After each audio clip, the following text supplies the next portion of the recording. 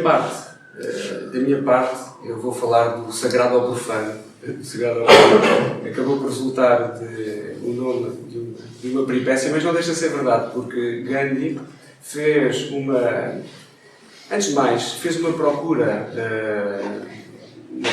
de quem eu sou, relativamente a si mesmo, e depois acabou por levar essa questão de quem eu sou para o restante continente indiano. E a obra de Gandhi reflete muito a procura interior que Gandhi fez de algum sentido da vida. As coisas que eu vou falar acabam por resultar de uma reflexão que eu fiz. Não quis trazer aqui um assunto que vocês podem ir à internet e ver.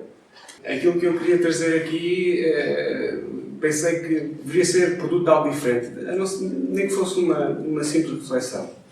E então vou falar de alguns aspectos da vida de Gandhi e também acabar por comentar algo dessas reflexões que eu fui fazendo ao longo do estudo que fizemos. Bem, estamos a assinalar os 150 anos do nascimento de Gandhi. Okay?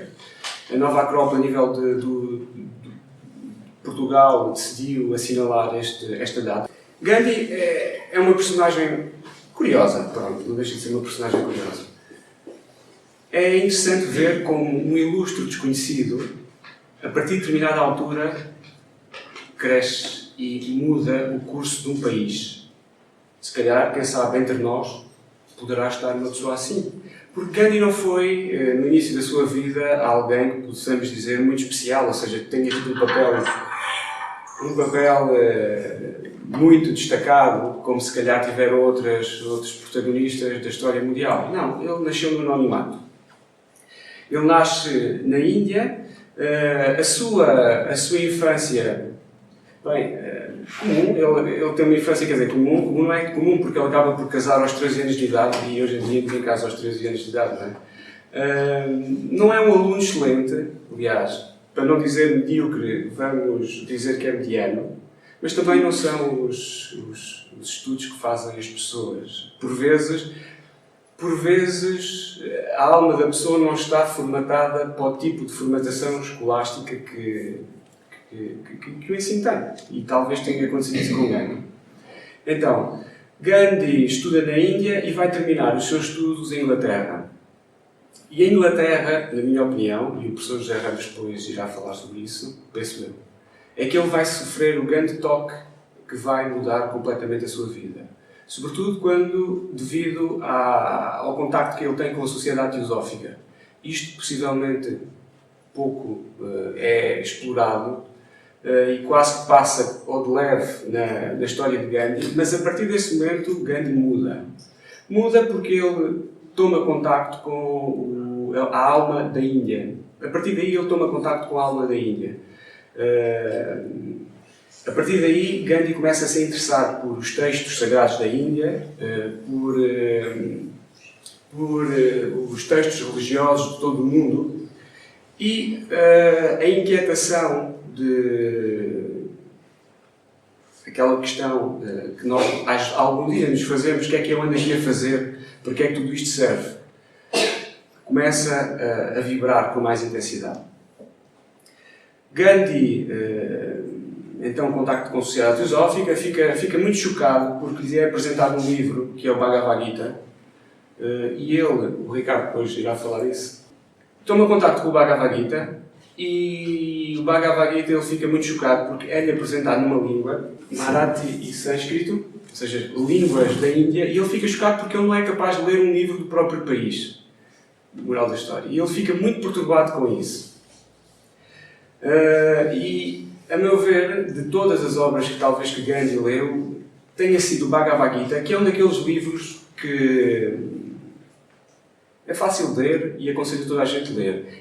Gandhi fica muito impressionado com a mensagem que o Bhagavad Gita traz, que é uma mensagem que dirige o foco para si, para a pessoa, para qual é o sentido da vida, o que é que tu andas aqui a fazer, qual é o teu dever, tu tens consciência qual é o teu dever, tu cumpres o teu dever enquanto ser humano. Com isso, a partir desse momento, pronto, Gandhi interessa-se pela problemática humana e acaba por terminar o seu curso em Inglaterra volta para a Índia, se não estou em erro, na Índia está lá durante um ano, não consegue encontrar trabalho e vai para a África do Sul. E na África do Sul, Gandhi até então sentia-se parte do Império inglês. Até que contacta com a realidade na África do Sul, que depois, anos mais tarde, veio dar origem àquela disfunção humana que foi o apartheid. E Gandhi fica, devido às experiências que viveu em primeira pessoa, fica muito perturbado e fica muito triste com o tratamento que determinadas, digamos, fações religiosas e também que determinadas raças estavam a ter face ao ser humano branco, à cor branca. E então começa-se a revoltar paulatinamente e de uma forma cada vez mais afirmativa contra o sistema que valorizava algumas pessoas e desvalorizava outras. Ainda defendeu várias causas na África do Sul, até que, isto de forma muito rápida, anos mais tarde vai para a Índia, continua na Índia o seu trabalho de impor-se contra o regime, defendendo sobretudo aquelas duas grandes ideias que se conhece da causa ou da filosofia de Gandhi, que foi a não-violência, a oposição pela não-violência e também a perseverança na verdade. E se nós formos ver estes dois grandes pilares do pensamento de Gandhi, o perseverar na verdade e o princípio da não-violência, vamos encontrar espelho disto num ensinamento que surge no Bhagavad Gita, ou em alguns ensinamentos que surgem no Bhagavad Gita, que é os ensinamentos relativos ao Karma Yoga. Karma Yoga. E o que é isto do Karma Yoga? Assim, em pontos gerais. O Karma Yoga é uma filosofia de vida que é praticada hoje em dia, ainda por muita gente, que visa o seguinte: através de realizarmos as ações corretas, realizando ou percebendo aquilo que é correto nós, de certa maneira, agirmos, irmos paulatinamente resolvendo em nós questões que estejam enviesadas, de uma forma simples de dizer, e paulatinamente nos aproximando daquilo que deveria ser o comportamento certo que nós devíamos assumir enquanto seres humanos. De certa maneira, os ensinamentos da Índia e por muitos sítios do mundo nos dizem o seguinte: que nós, enquanto seres humanos, somos a mistura de duas coisas. Uma parte animal, que nós não temos muito controlo, e uma parte verdadeiramente humana que está no centro desse eu animal. Então, este eu consciência que aqui está é o somatório desse eu animal e o somatório de um eu humano que reside em nós. E é sobre esta problemática que Gandhi vai trabalhar durante toda a sua vida. Tentar perceber o que é que existe de mim humano e o que é que existe de mim animal que eu não devo seguir, que eu não devo perpetuar. Daí que, quando nós vemos a doutrina ou a não-violência perante o problema, não é nada mais do que o não deixar que o eu animal se comporte como os outros, entre aspas, desculpem lá a expressão, animais se estão a comportar perante nós. E como tudo, qualquer coisa que nós temos na vida só dura enquanto nós a alimentamos. Então, se nós alimentarmos os nossos lados mais baixos da personalidade, é normal que eles não desapareçam. Se deixarmos de os alimentar, é normal que eles, aos poucos, vão desaparecendo. E a questão da não-violência era essa, porque, no fundo, o ser humano não é nenhum animal. O ser humano é um processo de sair desse animal e conquistar uma consciência muito diferente daquela consciência que se pode atribuir às partes mais baixas. As partes mais baixas do ser humano, ou isso que nós chamamos de consciência animal, têm um comportamento que se pode agrupar ou ou englobar dentro de um nome que se chama egoísmo. Quando nós, na nossa vida, estamos a funcionar de modo só penso em mim, e o mundo está ali para satisfazer as minhas necessidades, eu estou um pouco nas tintas, se existem mais seres humanos, ou se existem plantas, se existem animais, o que é que existe? Não, eu estou aqui para, como servindo o mundo, como se fosse a minha grande despensa. Nós funcionamos numa tónica egoísta. E quando nós funcionamos numa tónica egoísta, o que nos acontece é sofremos muito dissabores. Se nós conseguimos fazer um paralelismo entre todas as coisas que nos chatearam, que nós dissemos, bolas, isto nos está a magoar, se conseguíssemos traçar no tempo uma reta até uma certa origem, íamos de certeza absoluta encontrar um foco de egoísmo da nossa parte. Ao passo que o ser humano tem também outro aspecto de funcionamento, que é esse ser humano. E o que é ser humano? O ser humano, no lugar de tirar do mundo para si, ser-se ser humano é dar de si para o mundo. E dar de si para o mundo não é um dar de forma cega. É um dar olhando para os outros e tendo a perfeita consciência que no interior de cada ser humano está um ser que também quer dar. Então, a dádiva é sobretudo uma dádiva educativa, que é quase uma dádiva saca-rolhas. A verdadeira educação, que é olhar para os olhos de alguém e ver o que a pessoa necessita para ser mais do que ela é. E foi toda esta temática que acompanhou Gandhi durante a vida e que fez com que Gandhi seguisse e tomasse as atitudes que acabou por tomar. Eu trouxe aqui também algumas passagens ou algumas reflexões que Gandhi foi fazendo que se enquadram dentro daquilo que eu estive a dizer, porque relativamente ao Karma Yoga, que é tentarmos perceber o que é o nosso dever, o que é certo realizar, o que é errado realizar, como o devemos realizar, porque nós, em cada decisão que vamos tomar na vida, e nós desde que abrimos os olhos de manhã até que adormecemos temos que tomar decisões, nem que seja lavar os dentes quando acordamos, é uma decisão. E ainda assim nós a lavar os dentes podemos fazer de duas formas. Ou lavar os dentes como um animal, ou lavar os dentes em toda a escala que nos leva a uma ética e a uma estética de lavar os dentes, que deveria ser próprio daquilo que é o homem. Compreendem? Mas, em coisas mais, talvez, diferentes, nós temos sempre essas duas opções. Ou cumprimos o nosso dever de uma forma egoísta, estamos no trabalho e destruímos o trabalho de todos os nossos colegas pela destruição o nosso poder evidenciar, não é? Porque é uma forma de ser. Ou, por exemplo, seguindo o mesmo exemplo do trabalho, realizamos as nossas coisas com um espírito de cooperação, a pensar que todos nós fazemos parte de um sistema e a falha de um é a falha de todos. Porque muitos dos nossos problemas enquanto seres humanos atuais é não reconhecer a diferença, e a diferença, todos nós somos diferentes, e não reconhecer que cada um traz algo ao mundo próprio. Que mais ninguém, ainda que fôssemos todos sapateiros, de certeza absoluta que cada um de nós ia dar um toque diferente ao sapato que fazia. E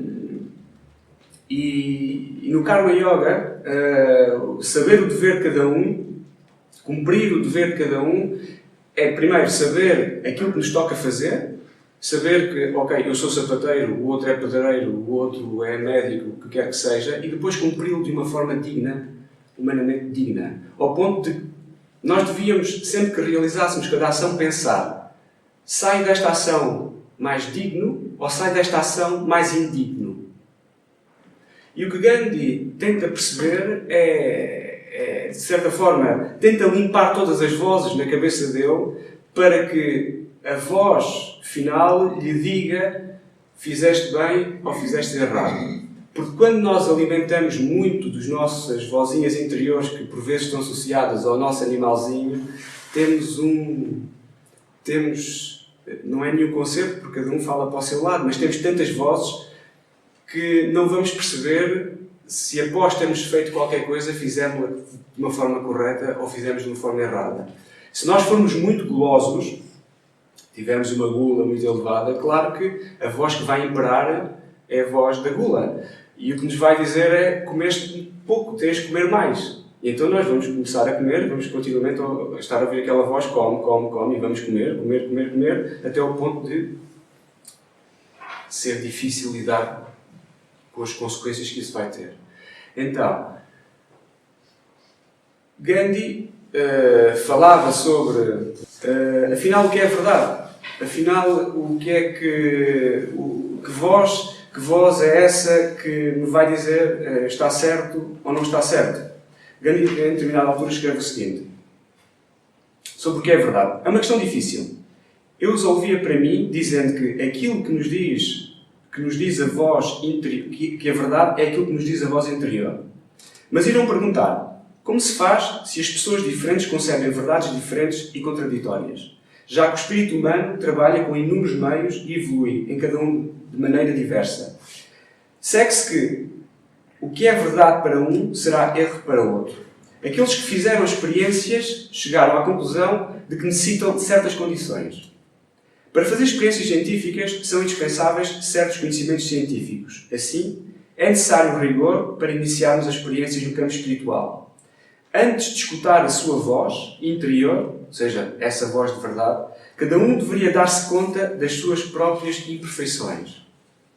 Ou seja, antes de escutarmos ou nos atrevermos a ouvir aquela voz que nos diz se está certo ou está errado, ter em conta o quão imperfeitos ou a quantidade de vozes que nós temos no nosso interior que nos vão desviar um bocado das nossas conclusões.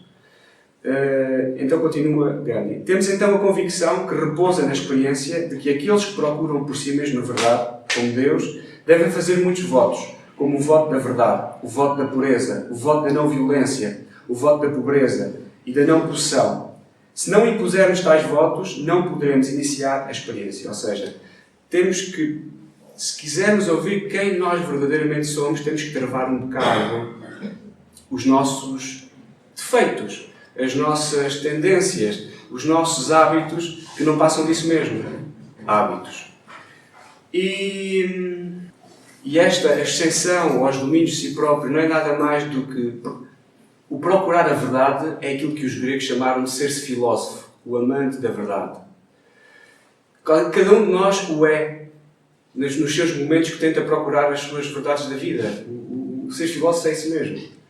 Daí a questão de que, em alguns momentos, quando nós ascendemos aos passos das ideias, como Gandhi fez, estamos a procurar as verdades, estamos a ascender ao sagrado.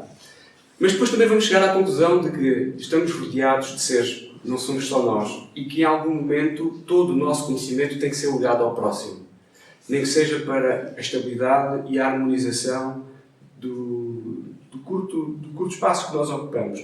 E isso acaba por ser uma descida ao profano. Ou seja, nós vivemos dois movimentos continuamente, um de inspiração e outro de expiração, um de interiorização e outro de exteriorização. Daí que o próprio nome daquilo que eu vinha aqui falar, do que acabei de falar, é do sagrado. Ok, nós temos que ascender muitas vezes primeiro ao sagrado e depois trazer desse mundo das ideias algo que seja benéfico ao mundo que nós habitamos, porque se estamos aqui é porque temos uma missão a cumprir ao profano. Da minha parte, muito obrigado.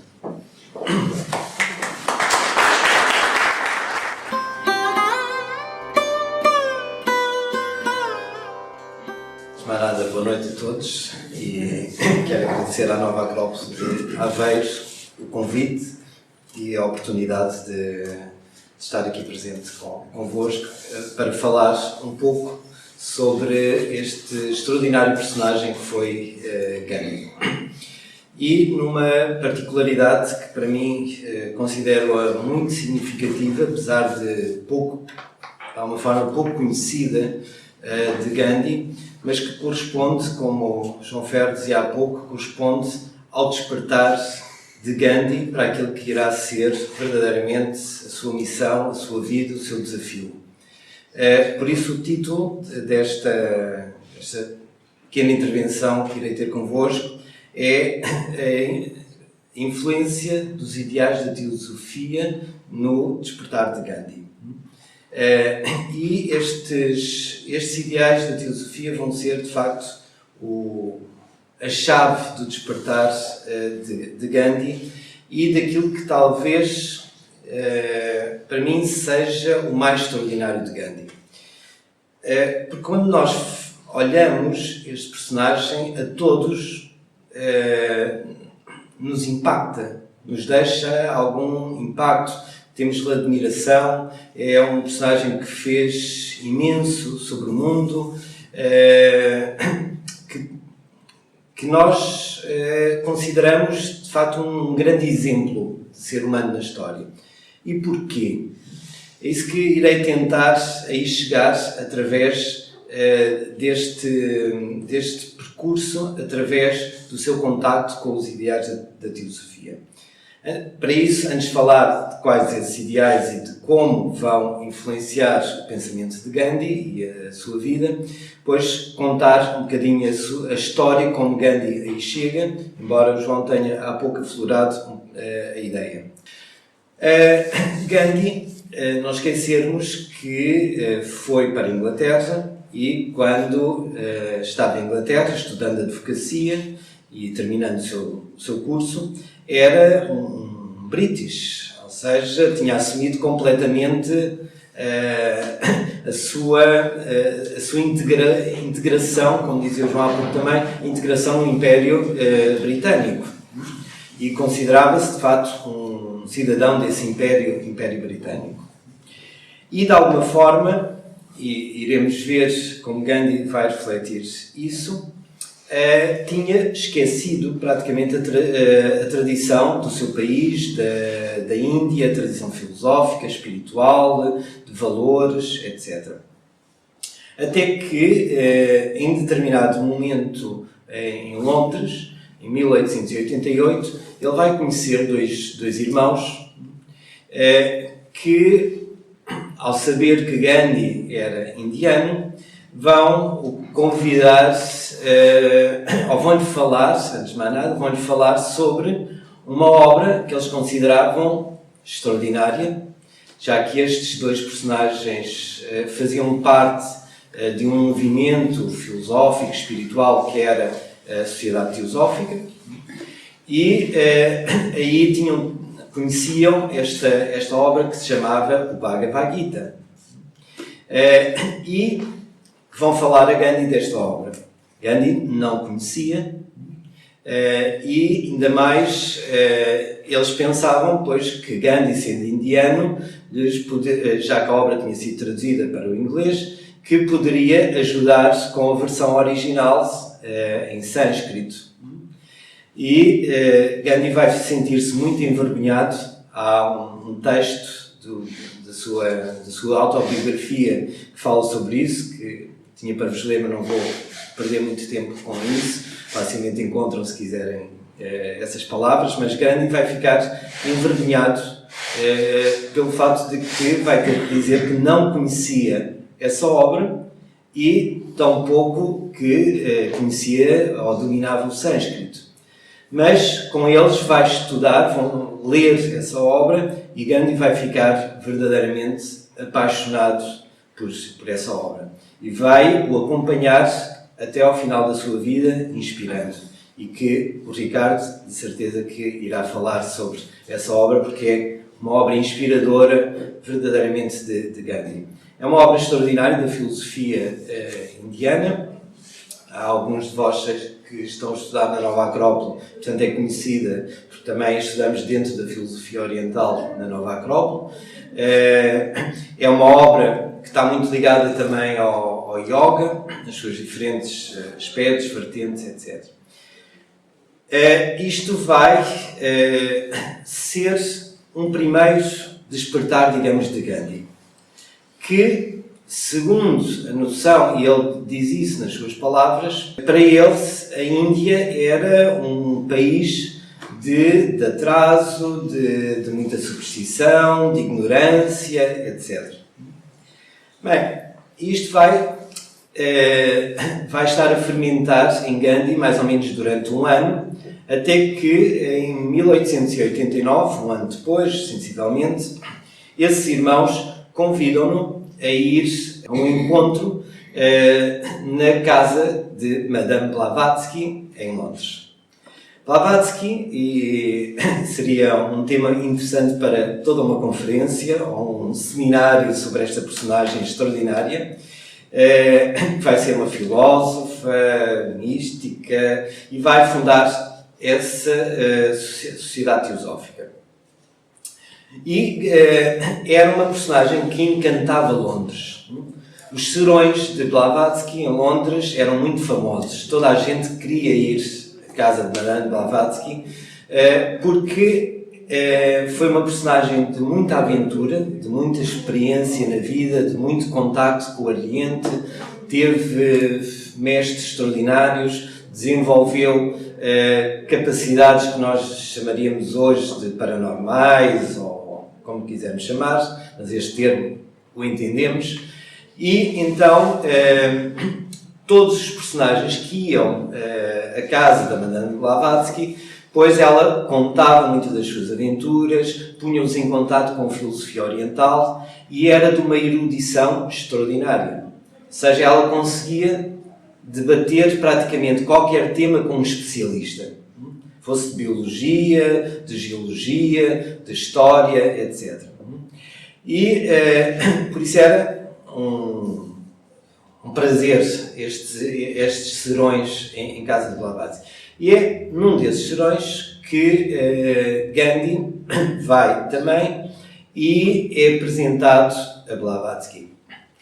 Este encontro vai ser chave para Gandhi, já que também, além de Blavatsky, conhece a personagem que entra nessa mesma altura para esse movimento, que é Annie Besant, que era uma mulher, digamos, para a época, pouco, enfim, de hábitos muito revolucionários. Era uma ativista feminista, pelos direitos humanos, etc.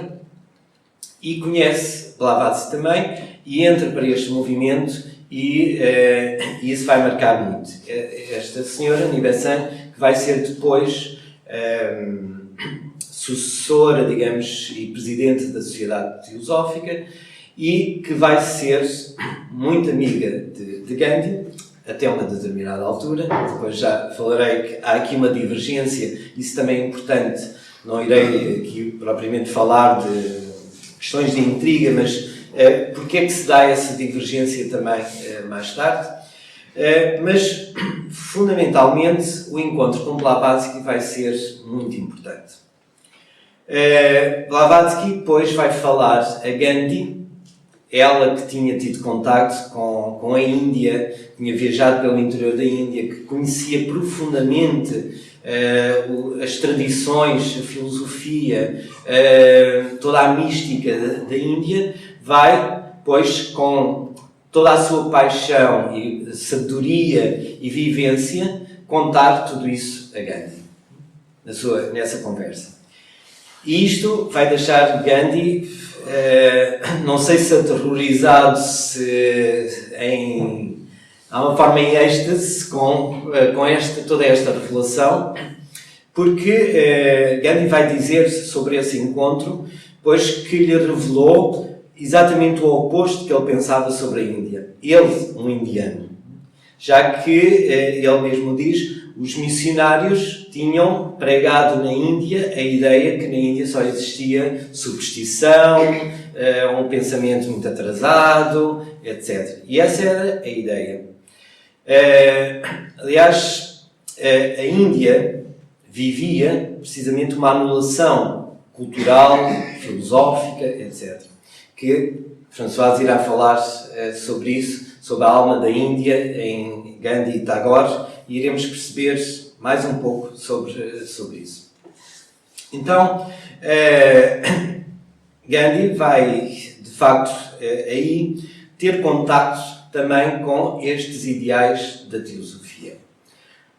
Antes de falar sobre estes ideais e como vão inspirar Gandhi, já agora dizer que houve uma outra obra que marcou muito nesta fase de Gandhi, que foi uma obra precisamente escrita por Helena Petrova Blavatsky, que se chama A Chave para a Teosofia.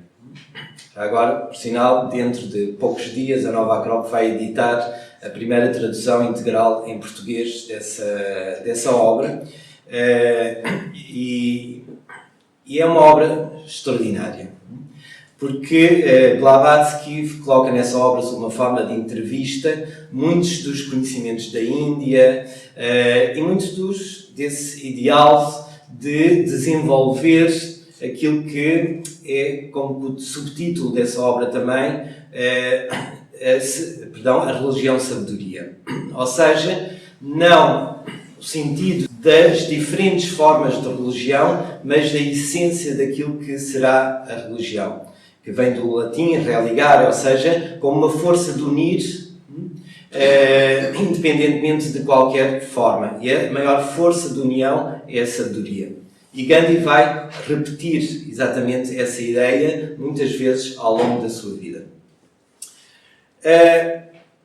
Antes de falar sobre esses 3 ideais de teosofia que vão marcar e vão inspirar toda a vida de Gandhi, cabe-me também fazer uma pequena reflexão sobre o que é um ideal e porquê a importância do ideal e o ideal como elemento transformador.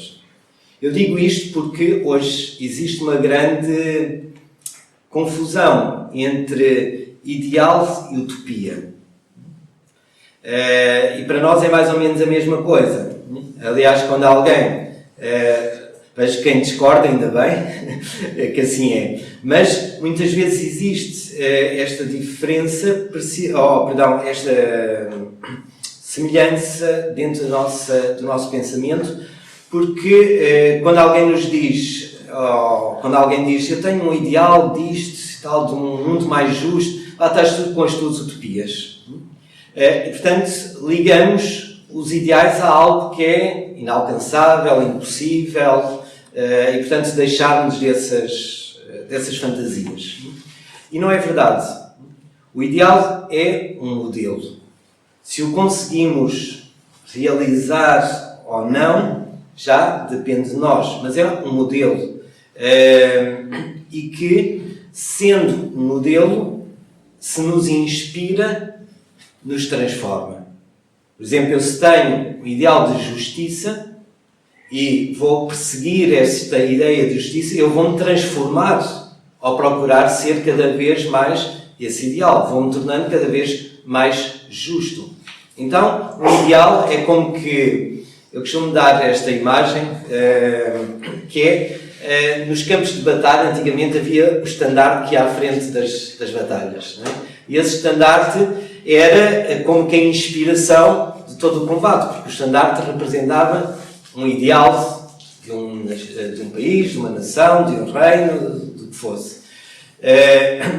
E então, esse ideal é como que o estímulo, é como que aquilo que nos impulsiona a caminhar até o podermos viver. E isso foi o que fez Gandhi. Aliás, para mim, além de muitas qualidades que Gandhi teve, a maior virtude foi isso. Foi ter sido um idealista.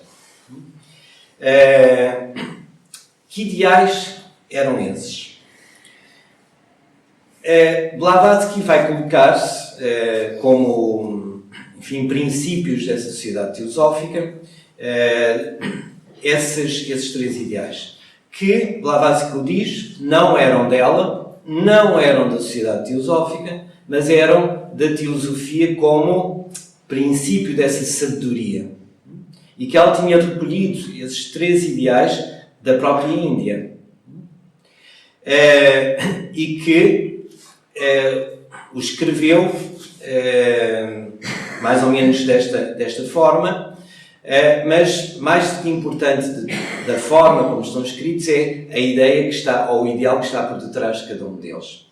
O primeiro destes ideais, e que vos quero falar um pouco, e de como cada um deles transformou Gandhi, diz nesse primeiro ideal, que é desenvolver um espírito de fraternidade universal, sem distinção de raça, credo, condição social, cor, etc. Ou seja, no fundo, este primeiro ideal é o ideal de fraternidade. E este ideal de fraternidade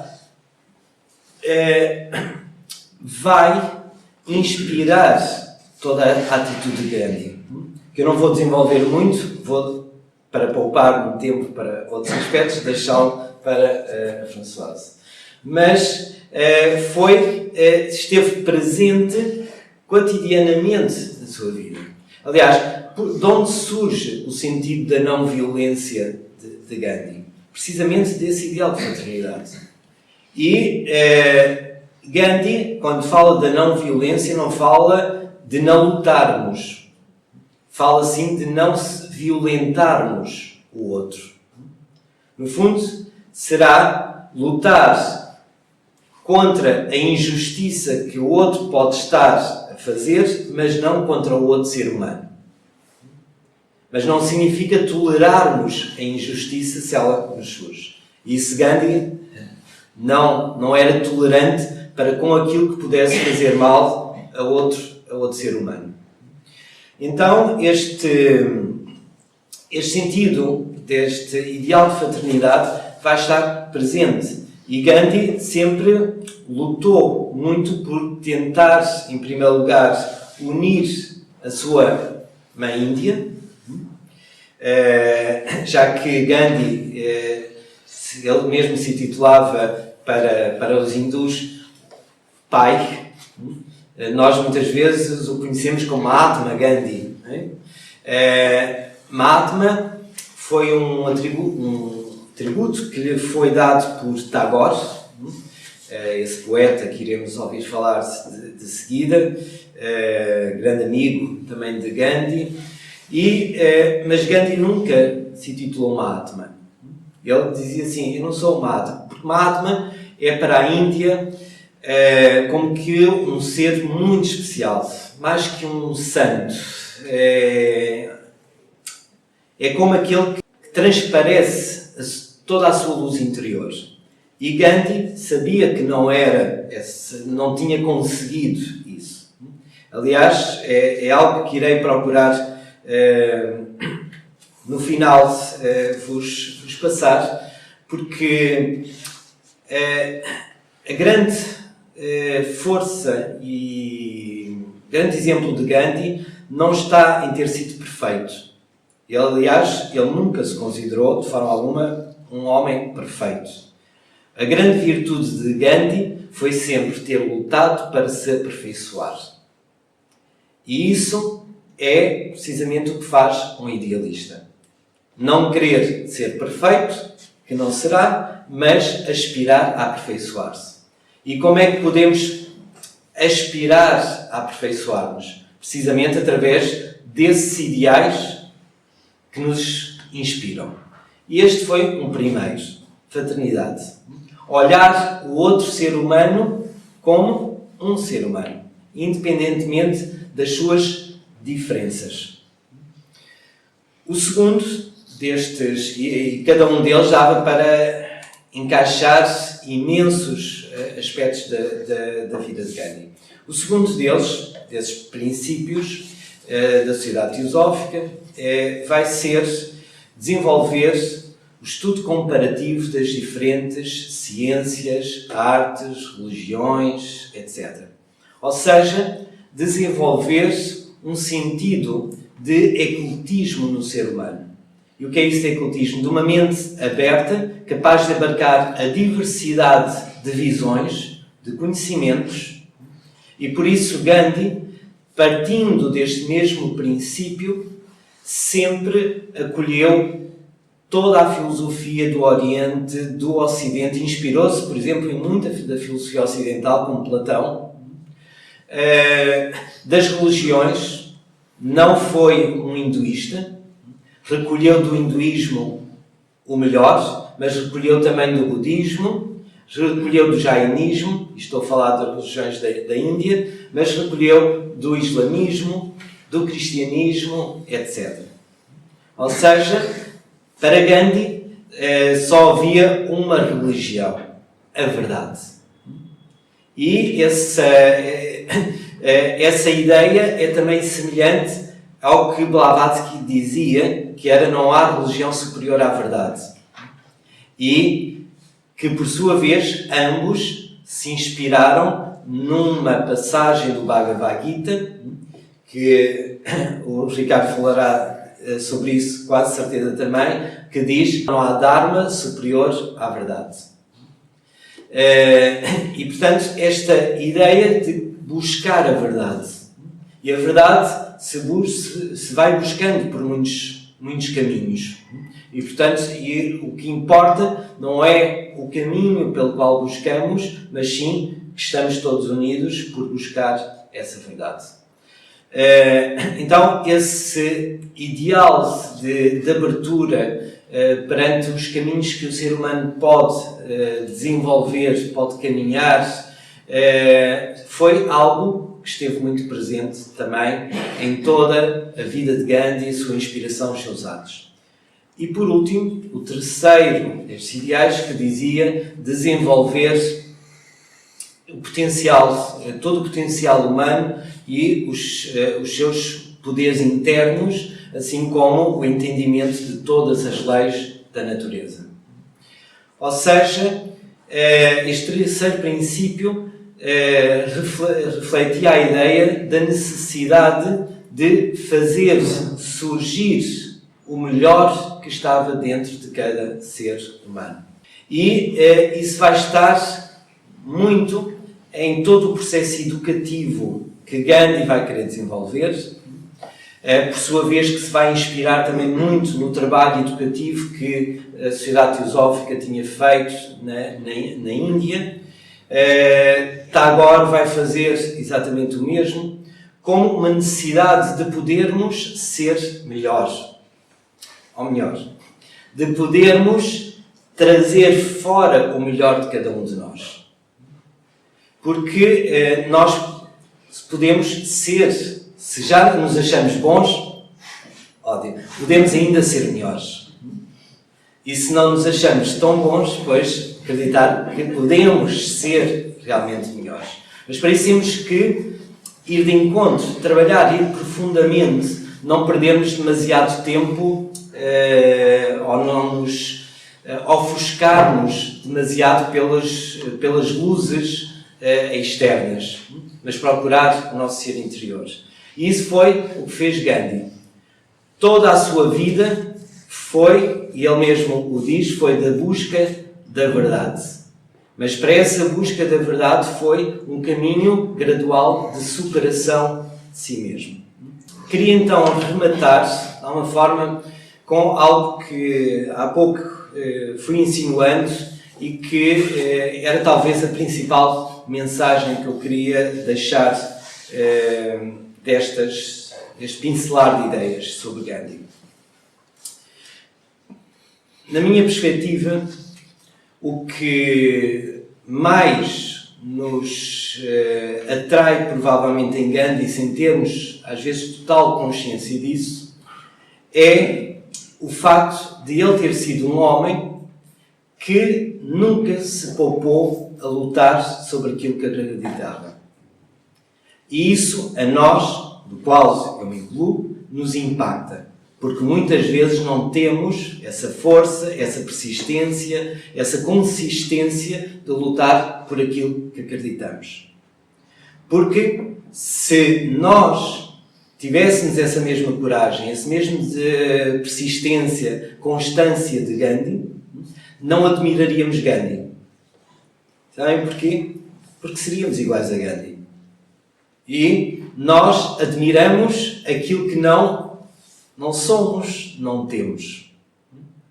Então, acho que é a altura, passado 150 anos do nascimento de Gandhi, se queremos fazer verdadeiramente uma homenagem, é nos assemelharmos a ele. Já não digo ser igual. Nos esforçarmos por nos assemelhar.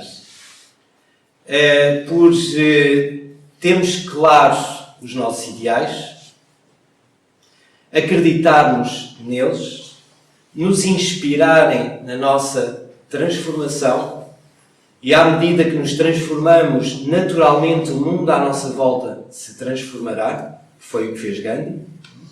Ele nunca exigiu nada aos outros que ele não fizesse ou não tivesse superado. Portanto, isto também é um bom exemplo, porque muitas vezes reclamamos justiça, reclamamos, enfim, muitas coisas, né? Pois, se calhar, se nós,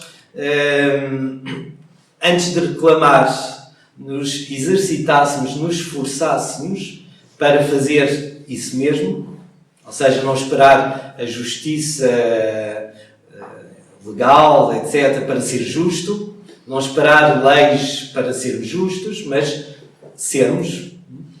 E tudo isso nos levaria a justificar todo o sacrifício que Gandhi fez, não só para a Índia, mas para a humanidade. Penso que essa seria a homenagem que Gandhi gostaria de ter nos 150 anos. De poder encontrar mais seres humanos convictos, lutadores, porque Gandhi, nada de pacífico, foi um lutador por esses mesmos ideais, teve que vencer, como no Bhagavad Gita, que o inspirou, muitas debilidades mesmo interiores.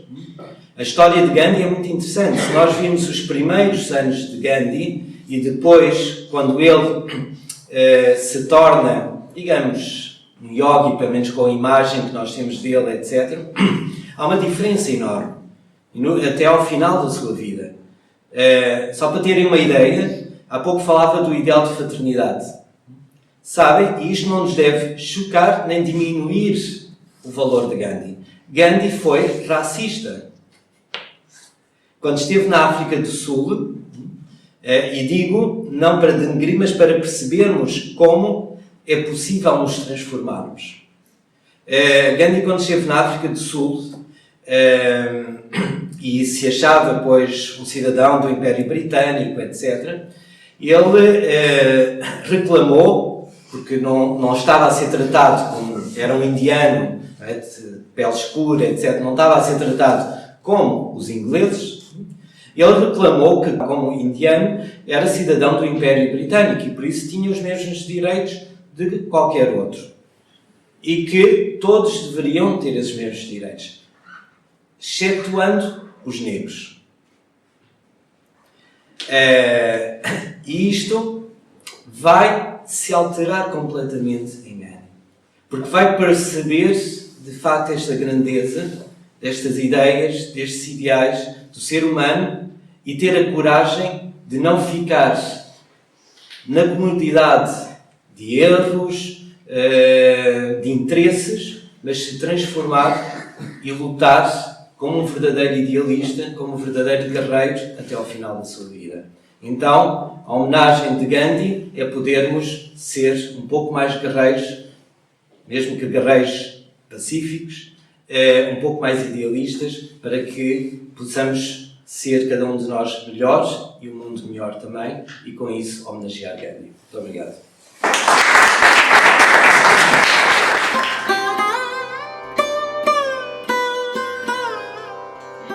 Agradeço também à Nova Acrópole de Aveiro o convite. Bom, já falámos de alguns conceitos, cabe-me agora articular esses conceitos em Gandhi com as ideias da literatura da Índia Antiga. E vou-me focar em três períodos essenciais da literatura indiana, que é a literatura védica, upanishádica e épica, que é onde se insere esta obra que já ouvimos falar várias vezes, a Bhagavad Gita, que é a obra mais importante para Gandhi, de longe. E é aquela que mais o vai marcar em vários aspectos, na relação da luta interior, mesmo na própria questão de reconhecer quem é o inimigo e se deve ou não ser combatido, e isto fazia muito sentido para a vida pessoal dele, mas também para a situação em que a Índia se encontrava. Quem é o outro? Que outro é esse? É assim tão distante de nós, não é? É nosso familiar, não é? Mas há outras obras mais recuadas, como no caso da literatura védica, o Rig Veda, onde ele vai beber bastante. Quando falamos do Rig Veda, se alguém não tiver ouvido falar, estamos a falar do segundo milénio antes de Cristo, a fase dita final da literatura indo-europeia, digamos assim. Estamos a falar já de um produto feito, mas que tem uma origem muito anterior. Mas neste texto encontramos já algo que vai ser importante na vida de Gandhi, como a necessidade de se levar, por exemplo, uma vida religiosa e uma vida familiar, e não haver um corte necessário entre as duas.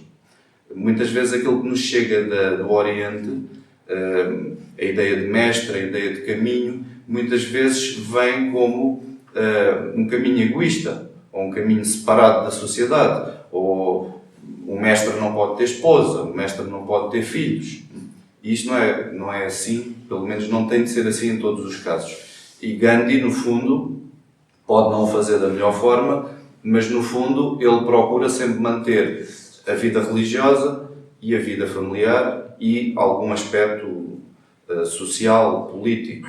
Portanto, nesta perspectiva do Rig Veda, em concreto, temos estes dois mundos, em concreto, em conjunto, e temos também a ideia sempre presente, que nos chega como ritual, mas sempre presente do trabalho e da nossa ação. Ou seja, ainda anterior ao que já vimos aqui do Karma Yoga, ainda à sua elaboração mais completa, conforme a conhecemos, já temos fixa a ideia de que tudo é trabalho, a ordem do mundo depende da nossa ação, do nosso trabalho e de sabermos ocupar o nosso lugar na sociedade e em rede, digamos assim, ou seja, não nos excluirmos de nada. Isto já está presente no Rig Veda, incluindo uma ideia que eu não vou abordar, mas que, por exemplo, no caso da defesa que Gandhi faz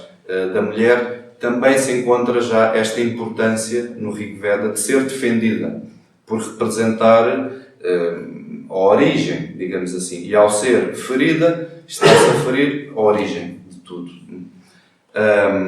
Isto relativamente às ideias principais.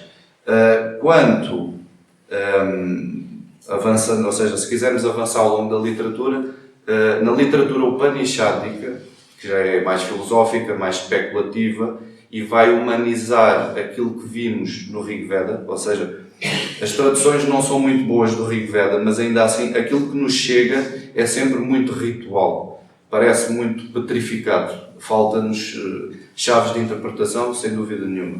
E as Upanishads vão humanizar um pouco este ritual excessivo e vão começar a desenvolver ideias como aquela que já ouvimos falar aqui, da Ahimsa, da não-violência, e da não-violência em todos os aspectos. A não-violência para com o ser humano, a não-violência para com o animal, a não-violência entre povos, a não-violência em termos de questões nacionais e internacionais, se quisermos, que Gandhi vai aplicar, e a não-violência, que é mais difícil, emocional, mental, verbal, ou seja, às vezes é fácil pensarmos numa não-violência estritamente física. Quando começamos a subir o nível, começam a aparecer as dificuldades, é mais subtil a violência que aparece. E Gandhi preocupa-se com isso.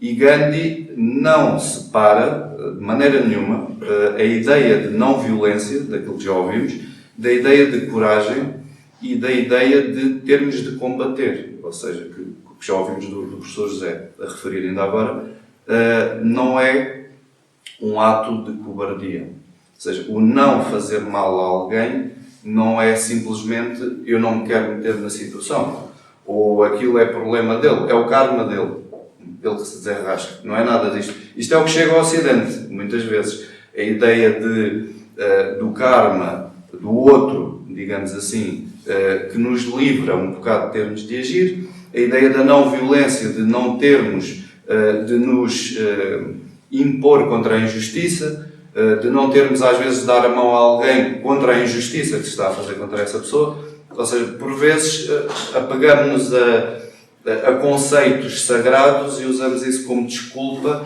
para erros da nossa sociedade, erros que todos vamos cometendo. E o mesmo, inclusivamente, com a própria ideia da reencarnação, por exemplo. Ou seja, de acharmos que se existe reencarnação, então tenho muito tempo. Não preciso de me chatear muito.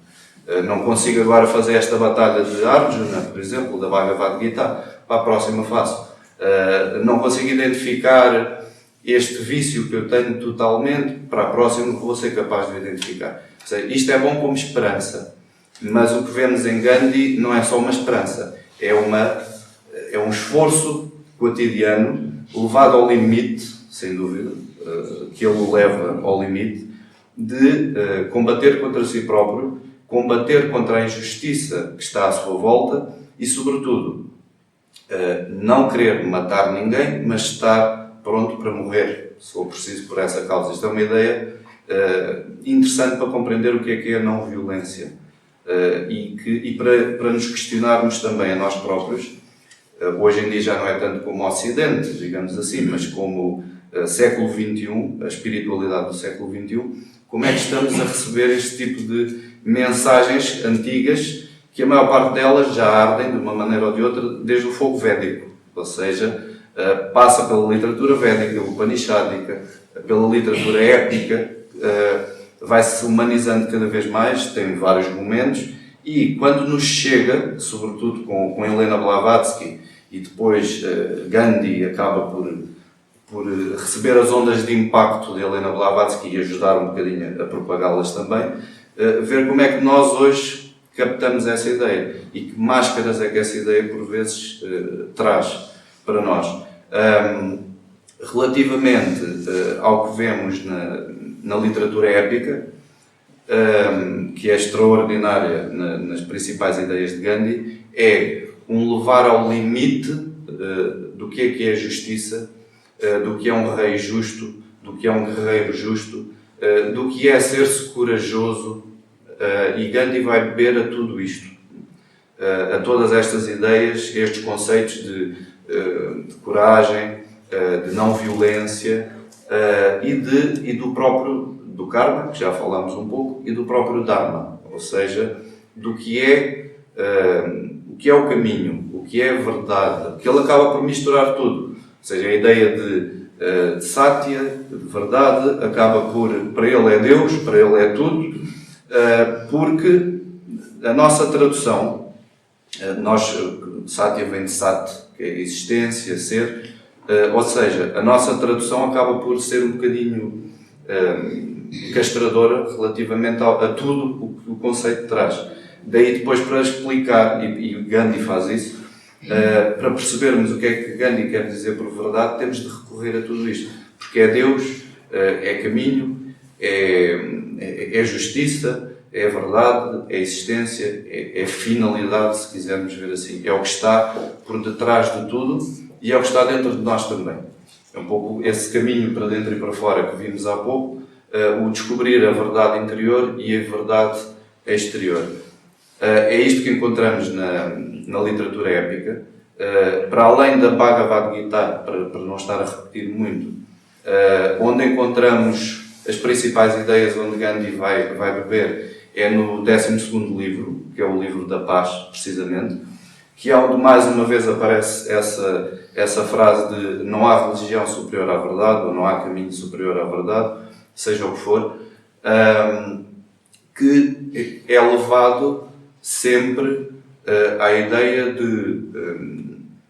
de que, seja qual for o caminho que a pessoa escolha, seja qual for a natureza de cada um, estamos, em certa medida, ou vistos, pelo menos desde cima, estamos todos aí nessa direção. E isso obriga a uma humildade, a uma introspeção em relação uns aos outros. Já agora, uma ideia interessante em Gandhi, que é a própria questão de ele às vezes sentir-se mal por no início não saber sânscrito, ou não ter muito jeito para ser advogado, ou não ter muito jeito para falar em público, ou ser tímido. Ele mais tarde acaba por dizer que usa isso como capa, ou como escudo. Ou seja, no fundo fez-lhe bem, permitiu-lhe trabalhar a humildade, permitiu, por vezes, saber observar mais os outros e ouvir mais os outros do que falar por reação. E, nesse sentido, trabalhar a própria ideia de karma, a própria ideia de ação controlada e na justa medida e justa, no sentido de nem mais nem menos do que o necessário. Isso transparece tudo nas várias citações que ele vai fazendo das obras às quais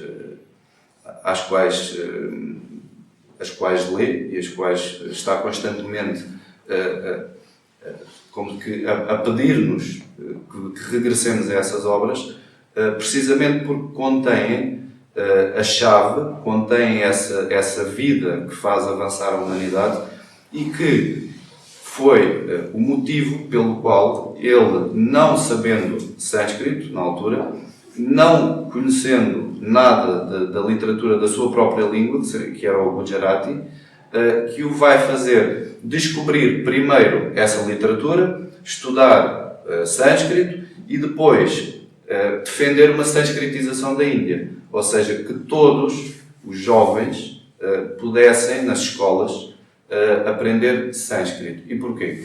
Primeiro, para que lessem essa joia da literatura, que é a Bhagavad Gita. Mas segundo, por outro aspecto mais importante que nos toca ainda hoje, que é, por vezes, a capacidade de entender os símbolos para além do símbolo. Ou seja, não ser uma religião de pedra, não ser este Deus é mais importante que aquele Deus. Não, ou seja, entender que são manifestações da mesma verdade, manifestações do mesmo Deus, com símbolos que nos são mais familiares aqui e são mais familiares noutro local, e permitir um desenvolvimento, sobretudo do jovem, mas isto toca-nos a todos, o desenvolvimento da interpretação, o desenvolvimento do pensamento simbólico, que é curioso que nestes últimos dias até se tem andado a falar da dificuldade que há na interpretação do texto por parte dos jovens, por exemplo. Ou seja, isto tem que ver muito com o perdermos a capacidade de interpretar um símbolo, de olharmos para uma cruz, seja o que for, e não termos às vezes ninguém que nos ensine, ou por falta de leitura, por falta de nos darem os clássicos certos, digamos assim, darem-nos outras coisas, ficarmos ali e esse ser o nosso limite. E a ideia de limite não é ficarmos parados, a ideia de limite é que se vá abrindo cada vez mais ao infinito, e essa é a ideia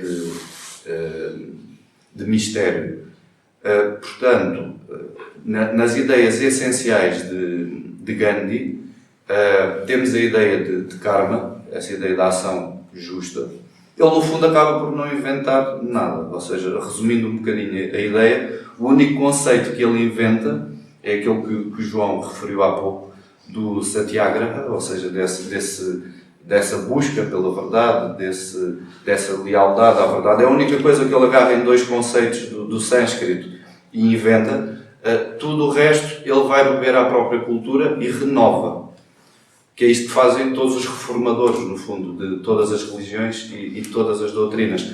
Ele acaba por se colocar numa corrente e numa cadeia que, através da aprendizagem e da prática, está-nos a passar uma das imagens mais importantes que podemos ter da história da humanidade, que é a transmissão, o ensino, o exemplo, que no fundo é o que nos chega dele. Para além de todas as palavras, é o exemplo que vemos, que é duro, que ele, lá está, primeiro experimentava e só depois é que dizia, façam como eu. Para nós pode continuar a ser difícil, mas continua a servir como foco de luz, ou seja, a ideia do exemplo a seguir, que é isso que precisa de acontecer ao longo da história, e de facto acontece, que são esses seres que sabem olhar para trás, não para ficar presos ao passado, não para regressar a uma forma védica de hinduísmo, por exemplo, mas beber verdades que já se perderam, que já não se sabem interpretar e lançá-las ao futuro,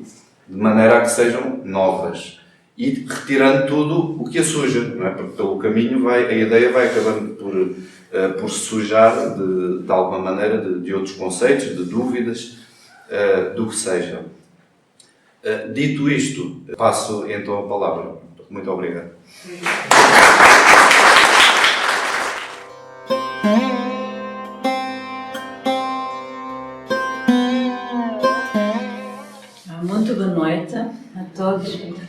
obrigada pelas intervenções. De facto, fiquei sem palavra quase, não é?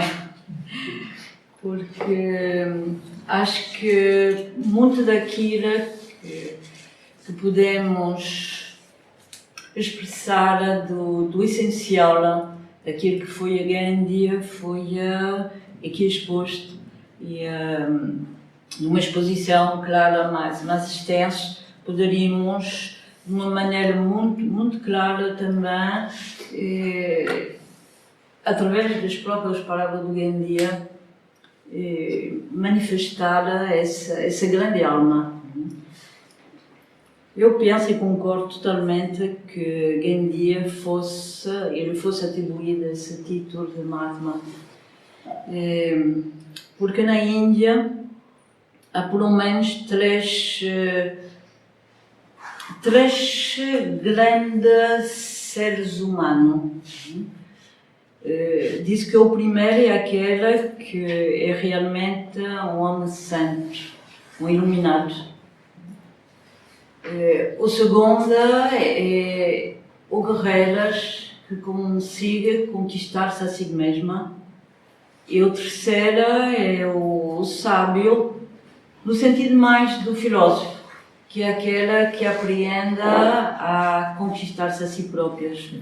E penso que Gandhi, na sua medida, foi um pouco dos três. Cabe-me a mim finalizar e talvez um pouco também como me sinto, não queria deixar de tocar uma outra grande alma da Índia, que é Tagore. Eles são praticamente contemporâneos, foram amigos. Um foi Mahatma e o outro, pelas próprias palavras de Gandhi, foi chamada a grande sentinela da Índia. São duas grandes almas que vão trazer à Índia ventos de renovação, enquadrado perfeitamente no pensamento tradicional da Índia e, como já foi aqui repetidamente falado, no Bhagavad Gita, através do Karma Yoga. Sim, sem sombra de dúvida, Gandhi foi a mais pura expressão daquilo que é o Karma Yoga. Tagore, pelo seu lado, traga uma outra dimensão, aquilo que dentro do estudo do yoga tradicional, que é composto de 4, chamaremos etapas, de graus, corresponde àquilo que é chamado o Bhakti Yoga, o yoga devocional, o yoga do amor. E por isso, em parte, Romain Rolland foi também um escritor importante, francês, jornalista, que foi grande amiga de Gandhi, como também de Tagore, dizia que ambos reuniam duas forças. Um era o arco e o outro era a lira. Ou seja, um acertou o alvo no momento certo, trouxe a Índia ansiosa dessa renovação, dessa necessidade de atualizar-se em relação a uma tradição ancestral que tinha perdido o seu vigor. E de facto, Gandhi foi este arco esticado frente a propósito, que era de levar a Índia a entrar na modernidade. E ela entrou. Fez tudo através de uma única força, utilizando exclusivamente uma só força, uma só potência, que foi o seu corpo. Através das várias greves, da fome, do jejum, Gandhi, essa figura que nós todos, não é, conseguimos, enfim, ver tão delgada, tão aparentemente frágiles, utilizou a única coisa que ele tinha, que era a sua capacidade indescritível de levar a sua vontade ao domínio total de todas as possíveis resistências do seu corpo. Como foi falada inicialmente também por João Ferra, realmente essa sua natureza animal ele conseguiu a domar. E isso é glorioso. Isso se manifesta a plena realização, não só do Karma Yoga, na medida onde o Karma Yoga é o yoga da ação. E é importante também dizer que durante muito tempo, e se recuarmos também na história da Índia, onde as castas Varna estabelecia esse processo de integração de todos os potenciais que cada ser humano consiga envolver na construção de um Estado e que nem sempre é bem entendida também, porque na sua origem as Varnas casta tinha por propósito de dar a cada ser humano a oportunidade de contribuir para o bem comum. Isso era o sentido. Os Brahmanas davam a instrução, ou seja, os sábios davam a instrução necessárias, os Kshatriya, as almas guerreiras, davam a proteção dos Estados, os Vaishya, que seriam aquelas que tinham capacidade empresarial, ou de poder fazer crescer a riqueza e o desenvolvimento de um Estado, dava essa possibilidade de uma boa distribuição da riqueza e dos bens. E por último, os Sudras corresponderia à nutrição, à produção da matéria-prima. Todas elas deviam trabalhar em conjunto e em harmonia. No tempo de Gandhi, as castas Varna já não correspondem a esta ordem equilibrada e harmoniosa. É um sistema fossilizado, como ainda hoje continua a perdurar.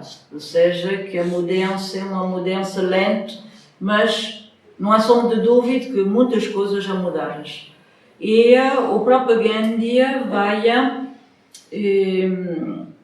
apoderar-se desta vontade de resgatar aquilo que ele é chamado a casta dos intocáveis, que ele próprio chamava o povo de Krishna.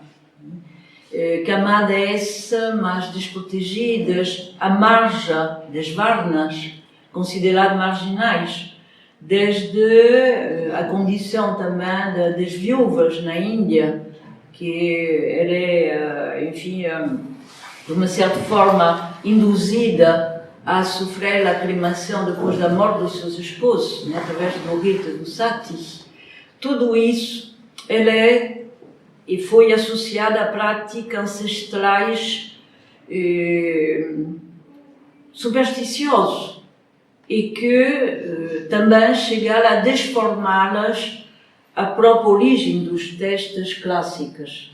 Porque aquilo que sabemos é que nos Vedas não aparece nada daquilo que depois vai constituir quase um dever, uma restrição, uma obrigação na própria sociedade. E é certo que Gandhi vai se opor a essas práticas, tomando a liderança dos intocáveis, com o qual ele irá não só se unir, como resgatar a sua honra e a sua dignidade enquanto ser humano. Isso foi uma das mais poderosas reivindicações de Gandhi. E, de tal modo como foi falado aqui, a sua desobediência civil não foi ingênua, foi, pelo contrário, muitíssimo bem organizada, com uma estratégia que só é comparável às estratégias que encontramos hoje na nossa forma de fazer reivindicação social. Muito atual a Gandhi. Não dá hoje para falar as várias. Ele tinha quase como um guia de manifestação na época onde os voluntários, os participantes tinham que se regir a determinado tipo de regra. Não é todos a monta e lá vamos, não é, reivindicar aquilo que queremos, não. Ou seja, ele aprendeu também muito de estratégias e como foi várias vezes ele próprio maltratado, sofreu não só a prisão, como, enfim, várias formas de repressão, soube muito bem evidenciar a sua natureza política. E isso foi extraordinário. Iremos ver também da maneira como ele vai organizar o seu ashram. E eu penso que se nós quiséssemos mesmo ser um exemplo de Gandhi, teríamos francamente dificuldade. Teríamos não só dificuldade pela sua capacidade de ter levado ao máximo grau de exigência aquilo que para o seu... As ramas são centro de disciplina, não são centro de recreio. É bom dizer isso. Hoje muitas pessoas compram pacote de férias para as ramas, para passar uma semana mais ou menos no relaxo, pensando que basta uma semana de meditação num lugar exótico para se recompor. Se nós estivéssemos verdadeiramente a passar mais que uma semana, eu não sei se aguentaríamos sequer uma semana no ashram de Gandhi, duvido muito que os ocidentais aguentassem, digo-vos já. E já vou pelo menos citar algumas regras de ouro que ele estabeleceu, porque para ele o mais importante para a aquisição da disciplina é que aquele que assume a função de educadora, de instrutoras, deve ser o exemplo. E se, francamente, quisesse fazer a reforma na educação, pois recomendo-vos ler as recomendações dentro das regras de Gandhi para os educadores. E isso duvido muito. E digo isso porque às vezes a imagem de Gandhi foi vendida um pouco para tudo e mais alguma coisa. Não pegou para alguns aspectos. Por exemplo, a imagem de Gandhi não agradou muito ao movimento hippie, que tinha interesses orientalistas, nois, love, paz. Não. E porquê? Porque Gandhi, independentemente de ter sido casado, de ter sido filha, passou depois a se exigir a si próprias a castidade. E no seu ashram era uma das regras de ouro. Deve imaginar que não havia muitos, não é, da geração dos anos 60, 70, que gostassem de regras mais restritas. Ou seja, Gandhi vendeu a sua imagem, mas pouco tiveram a coragem de seguir o seu exemplo. É verdade, e temos que dizer. Eu próprio reconheço que não me sinto à altura de poder ser tão rigorosa na forma como ele aplicou essa disciplina de vida na sua existência. Isso requer uma vontade inabalável. E também é bom explicar o seguinte, se for mais ou menos mais rápido. A mentalidade da Índia é muito diferente da mentalidade ocidental. Para a Índia, a vida em si só faz sentido se conseguimos despreendê-la dos apegos materiais. e mesmo em si, bem que isso arrastou muita pobreza na Índia, se não fosse a salvação que ocorreu através da mensagem de Krishna, a introdução do Bhagavad Gita, que reabilitou o valor da ação como meio de purificação e de redenção, eu não sei. A Índia provavelmente hoje seria muito pior que daquilo que está. E quem já esteve na Índia, nós estivemos lá há pouco tempo, ainda não se habla de modelo. Qualidade de vidas, francamente, ainda deixa muito a desejar. No entanto, o que não podemos negar à Índia, desde a aurora, o primórdio do seu despertar até os dias de hoje, é a sua profunda mística. É por isso que se diz que o Ocidente investe exatamente no contrário. A Índia, para nós, é negativo, ou seja, não valoriza a vida, não valoriza a morte, simplesmente valoriza a libertação. Libertá-las dos apegos. Não só encontramos no hinduísmo, no budismo, no janeísmo, etc, etc. Ou seja, essa é a linha. No Ocidente, nós investimos na ação. Ou seja, para nós a vida é sempre vista dentro de uma perspectiva afirmativa. Mais e melhoras. Sempre para frente, sempre com mais desejo de conquista, de apoderá-la-nos de todos os mistérios da natureza, aproveitá-las, etc. Ou seja, são duas mentalidades, por vezes, difíceis de conciliar. E por que eu quis introduzir Tagore? Porque Tagore, ao contrário de Gandhi, tentou reabilitar essas duas vertentes. Ou seja, enquanto que Gandhi vai reivindicar a ação, aquilo que ele chamava, não é, uma ação reta, e não a resistência passiva, porque ela só recusou a chamar a sua reivindicação, uma reivindicação ou resistência passiva. Chamou-se ação reta. Isso faz-nos lembrar muito a ação direta, algo que tenha como arco um alvo, um propósito. E tem que se lá chegar. Morrer por isso, sim, se for necessário. Gandhi chamava de cobarde aquelas que tivessem medo de levar a sua reivindicação às últimas consequências. Ou seja, para ela, a coragem devia incluir essa probabilidade das últimas consequências, ou seja, a morte. E isso é muito oriental.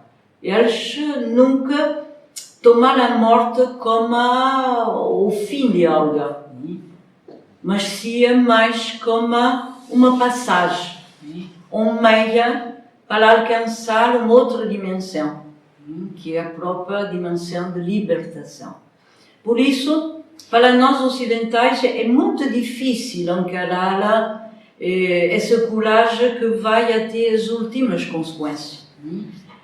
Nós temos vida mais mornas, é tudo a meias, é mais ou menos, até que começa a doer-las. Como João falou no princípio, quando começa a atormentar o nosso pequeno e o animal, pois a partir daqui já muda o vento.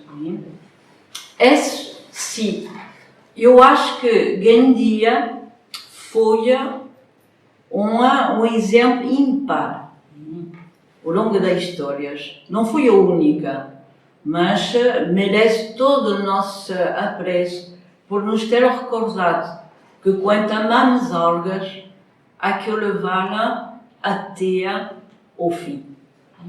Ou seja, não desisti-las. E, felizmente, penso que o mundo está a acordar. Está a acordar porque é preciso hoje que jovens adolescentes se ponham em frente, não é? Para liderar aquilo que constitui os grandes projetos para o futuro. Ou seja, os nossos projetos de proteger a vida humana, proteger o planeta, mas sobretudo proteger a vida humana. É preciso a criança hoje para levantar voz, para juntar gente.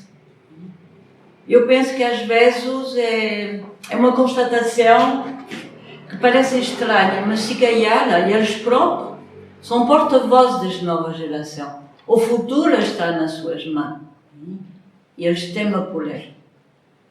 E é preciso coragem para confrontá-la, o mundo, a máquina, como chamava Gandhi. Ele tem um teste terrível em relação ao Ocidente.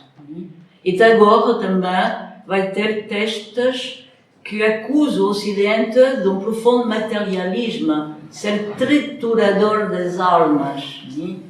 No fundo, é daqueles que só pensam lucros, a ganância. E nós vivemos e continuamos a viver num mundo triturado. De lá que, para mim, a Gandhi foi um exemplo, e é um exemplo de hoje e amanhã daquilo que é uma ecologia moral. Porque também precisamos dele.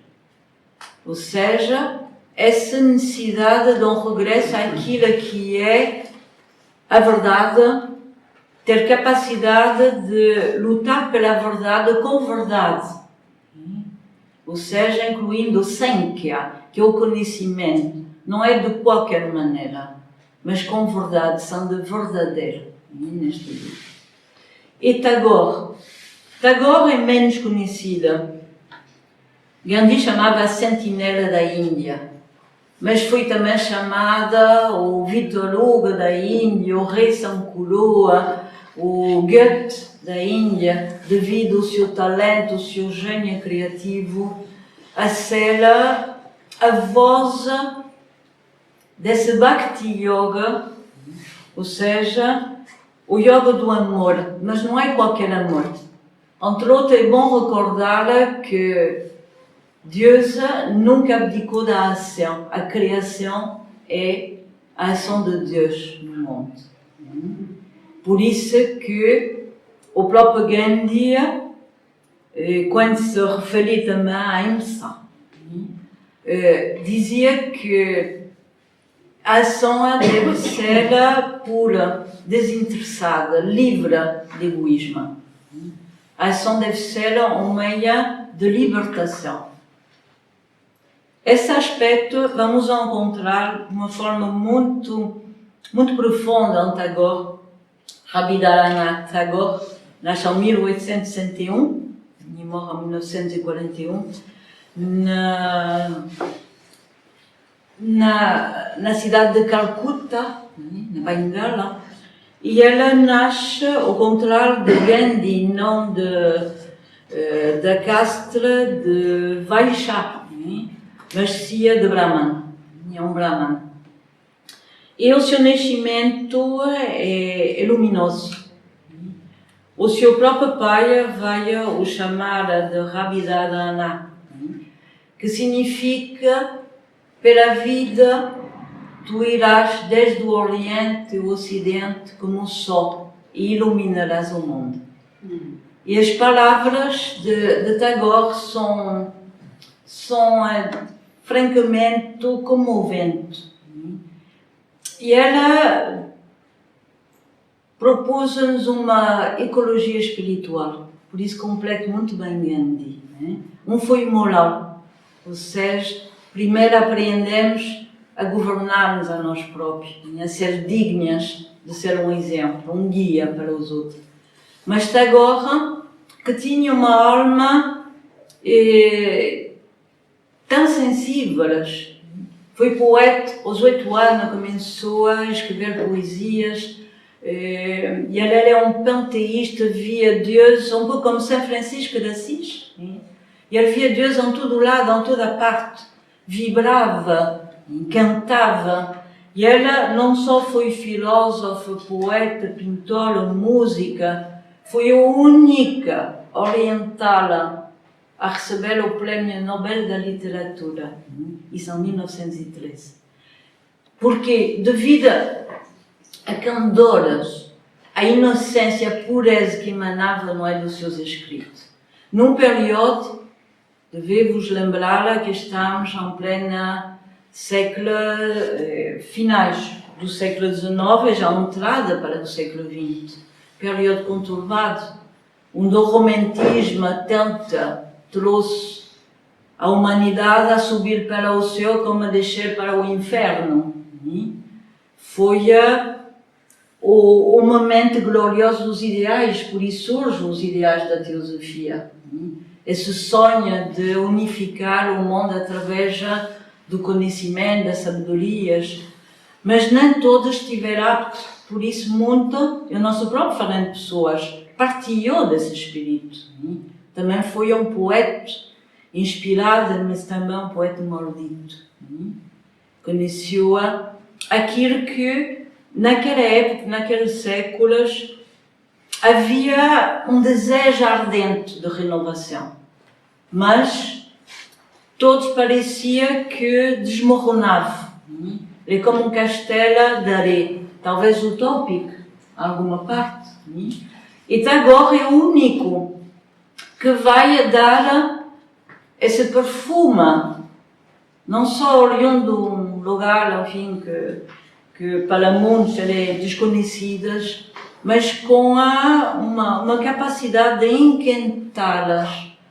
E ele próprio vai não só ser a alma da Índia, um poeta inspiradora, e a lira, que era o Apolo, o sol, vai tocar a lira e fazer vibrar os corações. Ainda hoje, quando se fala do poeta na Índia, Tagore. E como também vai criar não só os seus ramas, onde vai pretender introduzir grandes reformas sociais ligadas ao melhoramento da condição do povo da sua região, ensinando práticas úteis para a agricultura, ensinando aquilo que ele chamava as artes da vida. E curiosamente a Nova Acrópole tem esse projeto. E a Nova Acrópole é uma escola de filosofia nesse sentido, de resgatar as artes da vida, ensinar-nos de novo a não sermos só espectadores, mas sim verdadeiramente atores neste mundo que está a mudar. Encarando o processo de mudança como um processo também de vivência interior. Então, ele vai criar não só essa comunidade na base de pouca formação pedagógica. Eu recomendo, há um texto lindíssimo de Tagore, que é o seu manifesto sobre a pedagogia, que acho que devia ser colocado nas escolas, onde com toda a humildade ele próprio vai reconhecer que não teve formação para ser pedagogas, mas recordando a forma como tinha sido mal educado, quis corrigir e introduziu uma reforma dentro do seu sistema, não é, pedagógica, extraordinária. E é uma delícia e há muitos elementos que eu penso que pode ser muito útil para os dias de hoje. Abriu-se também uma universidade e, enfim, eu pessoalmente fui muito tocado por Tagore, fiz uma exposição de pintura dedicada aos seus poemas, de tal maneira que ele consegue tocar o mais profundo do nosso ser, tocar a alma, não é só a alma da Índia, é a alma humana. E ele tinha uma frase lindíssima, dizia: vivimos no mundo quanto o amamos. E o que ele fez da sua vida foi assim um ato de amor. Gandhi estava muito zangado com ele, porque ele dizia que não estava a hora de tocar a lira, que tinha que pousar a lira. Era a hora de entrar pela luta. Havia divergência, sim. Gandhi, não só foi falado há pouco, teve, sim, alguns vertentes mais racistas, mas sobretudo mais nacionalistas. E isso foi fortemente criticado pelo seu amigo Tagore. Tagore foi universalista. Sempre quis trazer muito do saber, da qualidade de vida para a Índia. Por isso inspirou-se e recorreu a exemplos ocidentais. mas também sabia que a Índia podia trazer os seus tesouros de mística, de religiosidades, de veneração àquilo que é divino. Por isso, eu acho que ele se conjuga perfeitamente e não tenho muito tempo para ir de encontro aos seus textos. Escreveu imensas obras, tem livros de poesia que são magníficas, pouco traduzidos em português. É uma lástima. É sempre uma lástima quando vejo obras do tamanho, por exemplo, da religião do homem, que é um manifesto para o futuro. Aquilo que será a religião realmente do futuro, que não está traduzida ainda em português. É uma obra, enfim, que merece isso. E obras de poesia, literatura, A Casa e o Mundo, essa sim está traduzida, que vos recomendo também. É uma obra que aborda a condição da mulher, um tema tão atual, tão importante nos dias de hoje, que podemos, através da obra de Tagore, não é, sentir-nos iluminados pela sua mensagem e o respeito que ele tinha pela mulher, como teve também Gandhi. Ele falava da civilização como obra de arte, por isso para ele criatividade, imaginação e razão e saber e ciência são os segredos para abrir as portas de uma nova era. Ou seja, essa civilização como obra de arte vai exigir que o homem também se consiga recriar. E ele dizia assim até agora, o problema hoje é mundial. Nenhum povo pode encontrar a salvação separando-nos dos outros. Ou salvamos-nos juntos, ou desaparecemos juntos. E só para finalizar, uma frase bem conhecida de Tagore, que também não foi a única. Por exemplo, se estudamos Gandhi, temos que estudar Tolstói. Eles bate certo. Se estudamos Gandhi, estudamos Platão. Platão falava do Estado modelo do futuro na República. E Gandhi falava das aldeias-estados ideais. É a mesma coisa. Só que a linguagem é diferente. Teremos que estudar Henri David Thoreau, que foi também um grande porta-voz da reivindicação e emancipação da escravatura nos Estados Unidos. O Romain Rolland, que foi também premiado pelas suas obras, prêmio da literatura em França, que também é do mesmo espírito. Ou seja, há muitas seres que parece conjugar o seu esforço e que deram, não é, esse maravilhoso resultados que foi o impulso para essa nova era. Dizia Tagore, adormecia e sonhei que a vida era alegria. Despertei e vi que a vida era serviço. Servi e vi que o serviço era uma alegria. E com essas palavras que eu acabo aqui desse encontro, e é o meu homenagem a essas grandes almas, a essas almas modernas que continuam a brilhar e a nos dar força para não desistir nunca. Enquanto houver reivindicação em prol da dignidade do homem, não podemos estar onde esquece. Gandhi dizia que toda alma que se eleva o mundo. Que assim seja. Obrigada.